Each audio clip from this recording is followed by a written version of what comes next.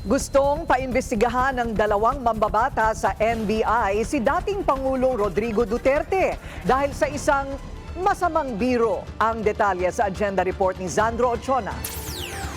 Biro man o hindi, dapat hindi baliwalain ang naging pahayag ng dating Pangulo na patayin ang 15 senador para lumakas ang tsansang makapasok sa Senado ang mga pambato ng PDP laman. Kung ang ordinaryong Pilipino nga raw, pag nag-bomb joke, kulong agad.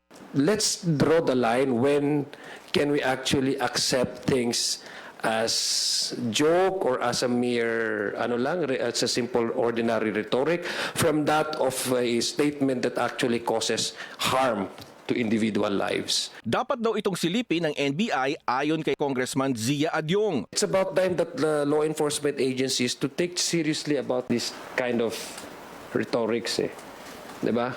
As to whether or not there is a validity or there's a merit for the NBI to pursue filing charges against President Duterte, that would depend on how they would probably proceed with the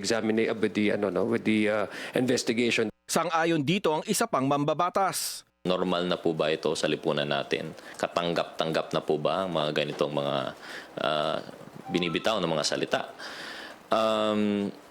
It's come to the point na po no, na parang I can't believe we're going to say na it's normal to joke about killing, it's normal to joke about, Bahala na raw ang NBI kung may sapat na batayan para kasuhan si dating Pangulong Duterte. Matatanda ang inirekomenda ng ahensya na kasuhan ng anak ni Duterte na si VP Sara ng grave threats at inciting to sedition dahil sa kanyang pagbanta umano sa buhay ni PBBM. Para sa agenda, Zandro Ochona, Billionaire News Channel.